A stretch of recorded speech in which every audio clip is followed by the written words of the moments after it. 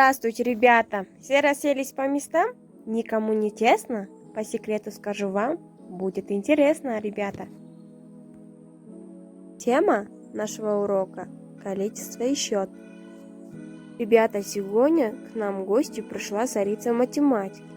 Она хочет вас проверить, ваши знания. Ребята, давайте покажем, какие мы умные. Да, ребята? Ребята, она нам дала такое задание. Назови эти числа в порядке увеличения, а потом в порядке уменьшения. Ребята, давайте посчитаем. 1, 2, 3, 4, 5, 6, 7, 8, 9, 10. 10, 9, 8, 7, 6, 5, 4, 3, 2, 1. Молодцы, ребята. А у нас следующее задание. Знак больше. 5 больше или 3 больше? Да, ребята, правильно. 5 больше, чем 3.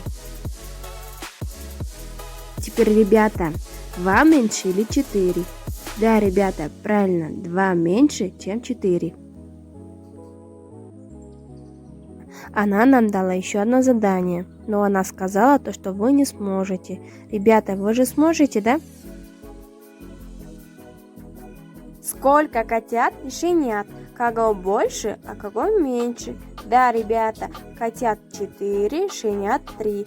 Значит, 4 больше, чем 3. Да, молодцы, ребята.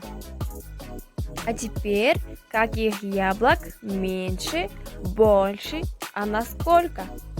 Да, ребята, красных яблок на 3 раза больше. Молодцы. Теперь, ребята, давайте мы с вами сделаем физминутку. Утром бабочка проснулась, подтянулась, улыбнулась, раз и умылась, 2 изящно покружилась, 3 нагнулась и присела, на 4 полетела. У реки остановилась, над водою покружилась. Молодцы, ребята!